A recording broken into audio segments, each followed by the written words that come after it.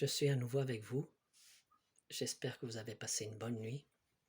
Aujourd'hui, il fait un soleil magnifique en Bretagne. Pas aussi beau que le mien en Espagne, dans le sud de l'Espagne, mais c'est aussi magnifique. Aujourd'hui, comme je vous l'avais expliqué hier, on va se diriger à l'église adventiste. Demain, on le fera pour l'église protestante, parce que je veux que chacune ait sa place ici et qu'elle voit qu'on apprécie le travail qu'ils font, et certaines de leurs doctrines ont un appui dans la parole de Dieu. D'autres, je vais m'efforcer de démontrer qu'elles ne sont pas tout à fait en accord avec la parole de Dieu. Si je me trompe dans n'importe quel de ces textes que je vais vous mentionner, je suis prêt à reconnaître publiquement mon erreur, même si cela fait 40 ans que j'étudie et j'enseigne la parole de Dieu. Il est fort possible que je commette des erreurs et je serai prompte à pouvoir les reconnaître. Donc je me dirige aujourd'hui à l'église adventiste, à mes chers frères et amis de l'église adventiste du 7e jour, mais aussi à l'église adventiste du 7e jour, mouvement de réforme, et à la Société missionnaire internationale des adventistes du 7e jour, mouvement de réforme. Juste un moment d'histoire, l'église adventiste, à l'origine, a commencé ce mouvement adventiste du 7e jour parce qu'elle se repose le samedi au lieu du dimanche. Nous verrons par la suite tous ces détails. Et il y a eu une scission, une triste scission. Pendant la Première Guerre mondiale, l'église adventiste est allée à la guerre, a même appuyé dans les champs allemands les mouvements de Hitler. Et donc des fidèles de l'église adventiste, le 2%, d'une façon éduquée, d'une façon adéquate, comme l'explique la parole de Dieu, ont demandé à que cette guerre ne soit pas notre sujet, ni notre confrontation, car la parole de Dieu défend que nous portions les armes et nous tuions. Loin de discuter avec eux, ils ont été exclus. Et donc, ils ont formé, en 1925, le mouvement de réforme des adventistes du 7e jour. Cette scission est parfaitement justifiée quant à ses causes et quant à sa doctrine. L'Église adventiste du 7e jour, mouvement de réforme, a continué à enseigner la doctrine originelle de l'Église adventiste. Beaucoup de pasteurs adventistes, entre autres le pasteur Poublan, dans sa retraite et dans son livre « Les adventistes et la guerre », explique que le mouvement de réforme de 1925, dans son exclusion en 1922 à Fridenzo, a été parfaitement justifié. Ils avaient raison de revendiquer que l'Église adventiste n'est pas combattante, ne doit pas verser le sang. Bien. Les années ont passé et en 1951, l'Église adventiste du 7e jour, mouvement de réforme, a eu un problème dans son sein. Ça a été une dispute non pas entre membres d'église, mais entre pasteurs. Non pas à cause de doctrine, mais à cause d'immoralités qui se sont faites au sein de l'église adventiste du 7e jour, mouvement de réforme, par des pasteurs, par des leaders de la conférence générale.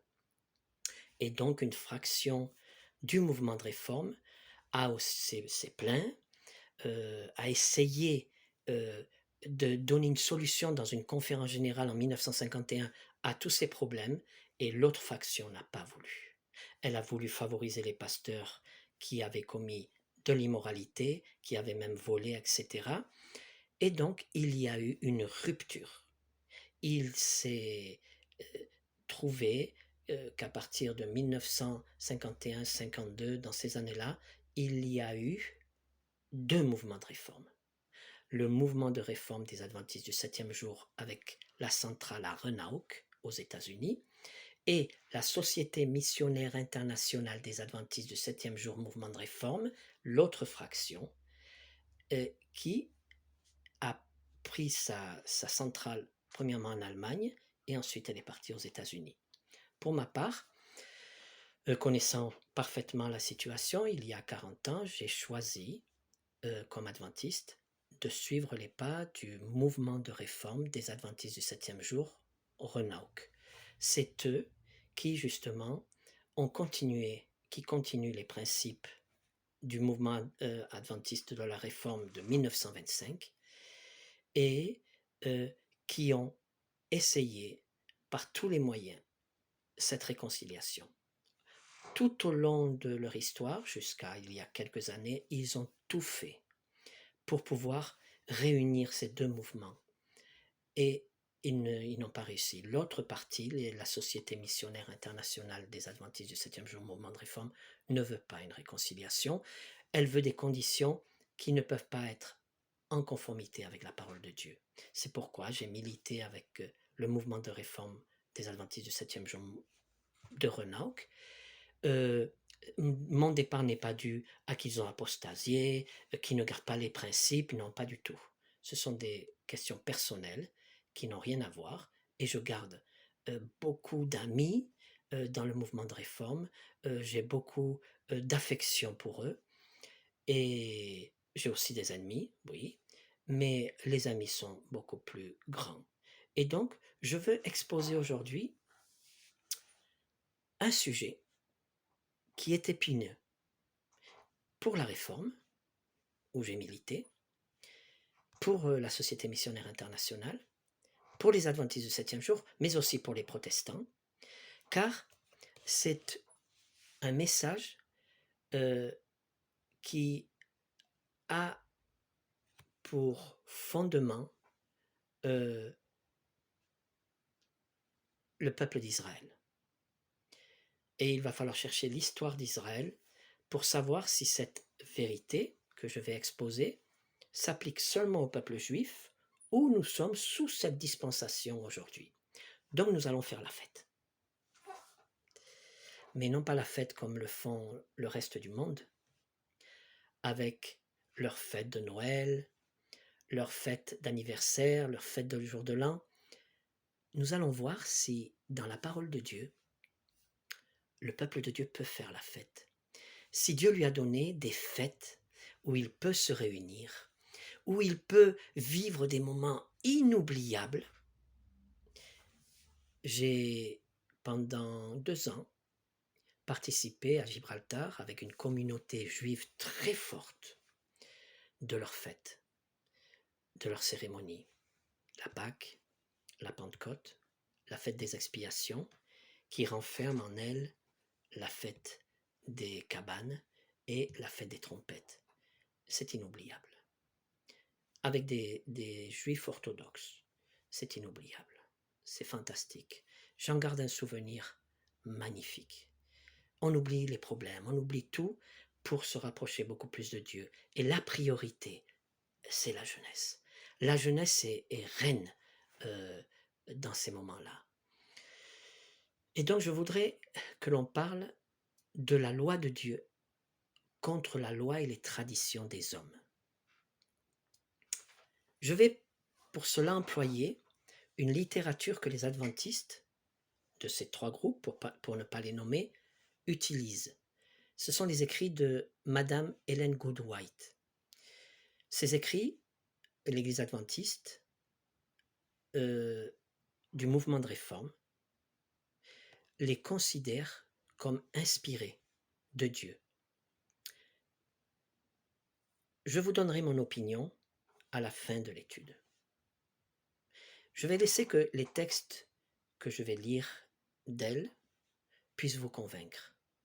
Et je vous donnerai mon opinion, à savoir si je considère que cette dame Ellen White est prophétesse ou seulement elle est un écrivain inspiré, un écrivain érudit, un écrivain doué qui a commenté la Bible, un commentaire biblique. Et je vais lire un texte de la Review and Herald du 4 février 1902. Il est important de noter les dates des écrits de cette dame, parce qu'on va voir qu'ils sont normalement assez constants, mais que sa lumière va grandissante. Et ce qu'elle considérait comme quelque chose d'anodin au début de son ministère, presque à sa mort, ou arrivant à sa mort en 1915, elle va le présenter comme une vérité présente. Je vais lire donc ce texte. Durant la nuit, j'étais dans mes visions et je me trouvais dans une grande réunion avec des pasteurs, ses épouses et leurs enfants. J'étais surprise que la compagnie présente était surtout composée de pasteurs et leurs familles. La prophétie de Malachie leur fut présentée en relation à celle de Daniel, Sophonie, Agée et Zacharie. La construction du temple et ses services étaient étudiés. Il y avait un profond désir de rechercher la vérité dans les Écritures en relation au caractère sacré de tout ce qui concernait le service du sanctuaire. Par l'intermédiaire de ses prophètes, Dieu a donné une description des événements des derniers jours pour notre monde et l'administration juive est pleine d'instructions pour nous. Et l'administration juive est pleine d'instructions pour nous. Tous ces détails étaient minutieusement étudiés par les personnes devant moi dans ma vision. Des versets furent comparés avec d'autres versets et on appliqua la parole de Dieu à notre époque. Ce qui est relevant dans ce texte, c'est qu'elle explique que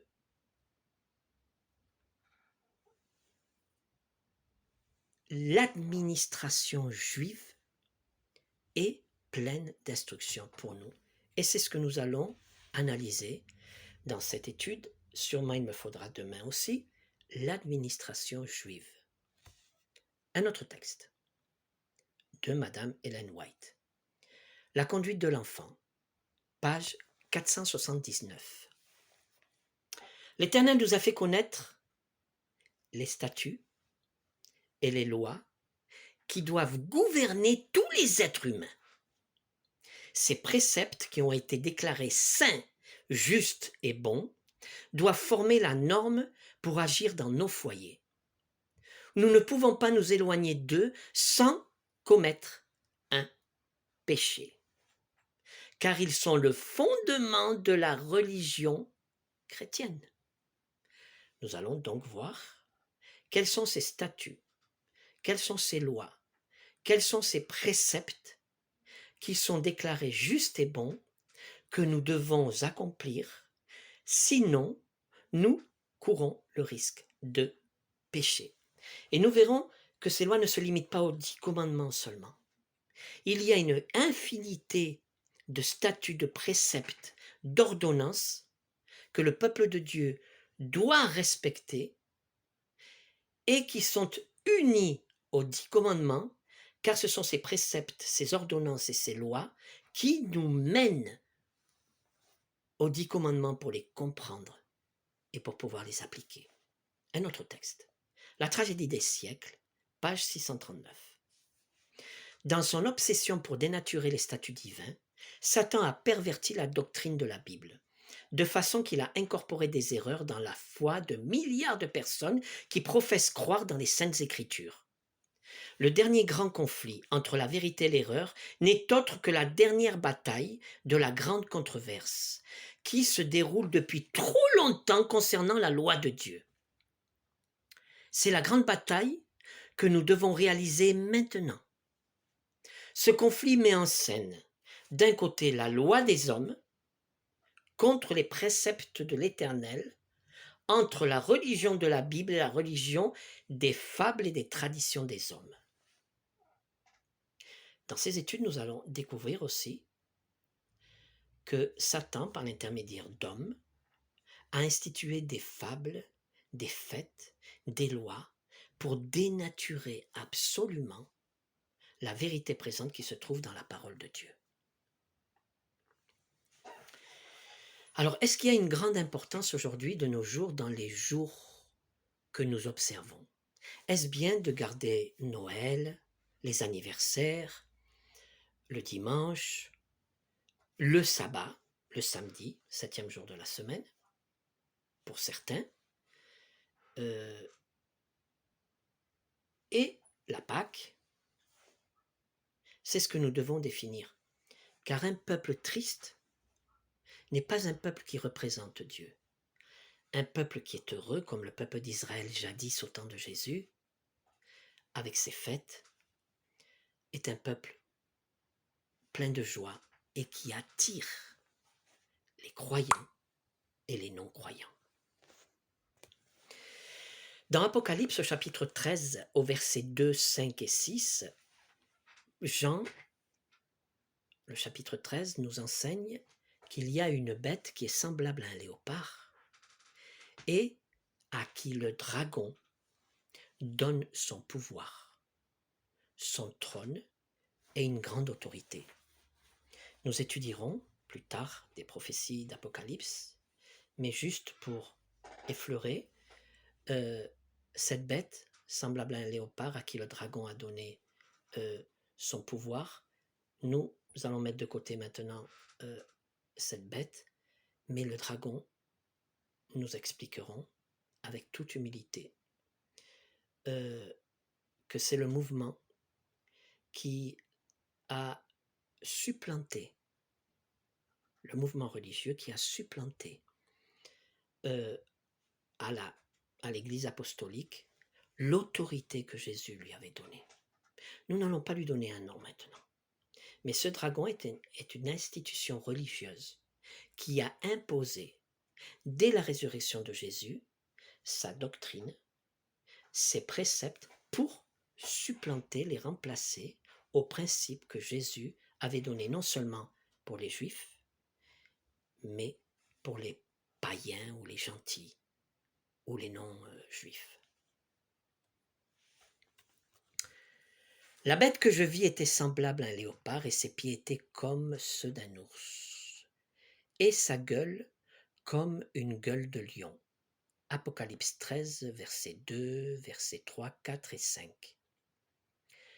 Le dragon lui donna sa puissance et son trône et une grande autorité. Et je vis l'une de ses têtes blessée à mort. Mais sa blessure mortelle fut guérie. Là, on a des détails. On peut déjà identifier historiquement qui pourrait être le dragon.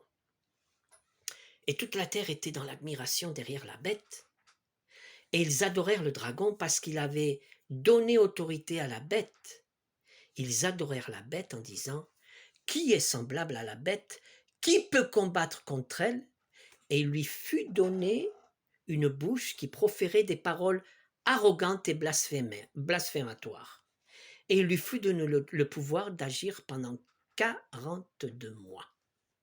Et elle ouvrit sa bouche pour proférer des blasphèmes contre Dieu, pour blasphémer son nom et son tabernacle et ceux qui habitent dans le ciel. Donc on voit que ce dragon entre en conflit contre Dieu. Daniel chapitre 7 au verset 25, il parle de ce dragon. D'une autre façon, Daniel explique les prophéties d'une façon tout à fait adéquate, appropriée pour le temps où il vivait. Jean l'apôtre d'une façon magnifique et adéquate aussi pour le temps où il vivait. Mais les deux se rejoignent.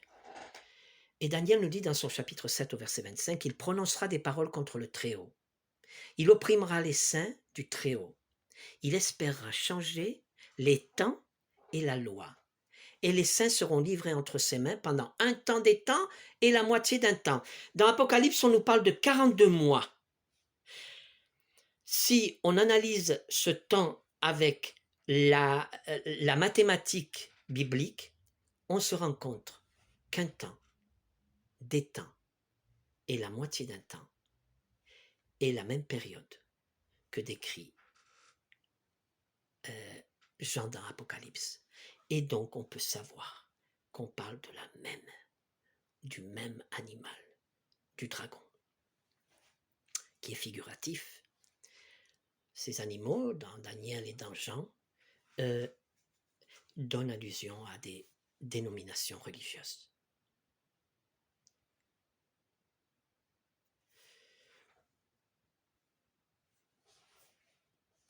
Dieu, dans sa parole, commence une journée au coucher du soleil. Il sera l'après-midi, il sera le jour, et ce sera un jour. Un jour est composé ou commence au coucher du soleil. Cette petite corne ou le dragon ont changé, car les journées aujourd'hui et depuis 321 après Jésus-Christ commencent à minuit. Dieu commence la semaine le samedi. Si nous prenons les Portugais ou les Brésiliens, leur semaine est ainsi nommée. Primera, segunda, terça, quarta, quinta, sexta ou sábado. Je traduis. Premier jour, deuxième jour, troisième jour, quatrième jour, cinquième jour, sixième jour, et le septième jour n'est pas nommé, on nomme le jour samedi. Brésil est très catholique, le Portugal est très catholique, mais ils ont gardé la semaine biblique au niveau, comme pays, hein, on nomme le sabbat comme le dernier jour de la semaine. Très important. Donc, la bête, le dragon, commence la semaine le dimanche. Le lundi, pardon. La semaine commence le lundi. Nous commençons la semaine biblique le dimanche, premier jour de la semaine. Pour les personnes qui croient dans tout ce qu'a institué l'Église catholique, ils croient que le dimanche est le dernier jour de la semaine, le jour du repos, le jour du soleil. Bien. Dieu commence le mois à la nouvelle lune. La petite corne ou ceux qui défendent ces principes ont convaincu le monde de fabriquer un calendrier qui a complètement tout déphasé et qui ne tient plus compte des nouvelles lunes. Dieu commence l'année au printemps. Dans Exode au chapitre 12 au verset 2, lorsque la nature renaît. La petite corne commence le monde en hiver, quand il fait froid, quand les arbres sont morts, au mois de janvier. On voit donc qu'il y a un gros problème entre la Bible et ce que le monde fait. Et nous devons chercher une explication si le chrétien doit respecter le calendrier grégorien, les jours grégoriens, ou il y a dans la Bible tout un calendrier spécifique au peuple de Dieu que l'on doit garder et respecter, car dans le ciel, de sabbat en sabbat, Ésaïe 66, de nouvelle lune à nouvelle lune, toute chair viendra m'adorer, dit l'Éternel des armées. Il y a un calendrier que nous allons aujourd'hui commenter et découvrir. Et le peuple de Dieu doit s'ajuster à ce calendrier. Ce sont des jours, des fêtes, des périodes, et nous allons l'analyser. Dieu a-t-il donné aux chrétiens des fêtes solennelles qu'ils doivent observer? Alors nous allons faire une petite parenthèse ici. Le monde religieux, et il faut le dire, le monde adventiste, a créé, je vais m'aventurer, à inventer un langage pour nommer les fêtes, les 4 fêtes que Dieu a instituées dans sa parole. Il ne l'appelle pas fête solennelle ou fête perpétuelle ou convocation solennelle, mais fête cérémonielle. Est-ce un terme qui se retrouve dans la parole de Dieu? Absolument pas. Dans leur principe de foi, les adventistes nomment les fêtes de la Pâque, de la Pentecôte, des expiations, des fêtes cérémonielles. Ce terme est introuvable dans la Bible. Il ne se trouve que dans leur principe de foi. C'est un terme qui n'est même pas appelé dans le Nouveau Testament. Cérémoniel s'applique aux sacrifices qui se déroulaient durant ces fêtes. Oui, les sacrifices et les ablutions sont cérémoniels. Mais les fêtes, dans toute la parole de Dieu, s'appellent des fêtes solennelles, des fêtes perpétuelles ou des convocations saintes et solennelles. Si je me trompe, car en 40 ans j'ai essayé de trouver un texte qui puisse justifier dans les principes de foi fêtes cérémonielles, je n'en ai trouvé aucun. Si quelqu'un trouve un texte dans la parole de Dieu qui appelle les fêtes des fêtes cérémonielles, je suis prêt à me rétracter, je suis prêt à m'excuser, mais il n'en trouvera pas. Tout ce qui est cérémoniel fut cloué à la croix. Nous verrons dans cette étude, tristement, je vais en choquer quelques-uns, je vais énerver certains, mais les fêtes ne sont ni cérémonielles, ni elles ont été clouées sur la croix. Je me rappelle d'une expérience avec un pasteur, quand j'étais moi-même ouvrier, qui m'a dit, parce que ce n'est pas quelque chose de nouveau, hein, c'est quelque chose qui m'a toujours préoccupé. Depuis 40 ans, c'est quelque chose qui me préoccupe. Il m'a dit, si tu continues à croire et à enseigner cette chose, tu devras être exclu de l'Église. Ah bon? Ah. Je n'ai jamais enseigné parce que j'ai respecté. Mais maintenant, je l'expose parce que je ne peux pas faire de mal à l'église où j'étais, car je ne suis plus membre. Mais c'est une des raisons, oui, qui m'ont séparé de ce mouvement. Car oui, on m'a demandé d'oublier ce thème ou de quitter l'église. Bien. Un texte de Sir White. La tragédie des siècles, page 639. Dans son obsession pour dénaturer les statuts divins, Satan a perverti la doctrine de la Bible de façon qu'il a incorporé des erreurs dans la loi, dans la foi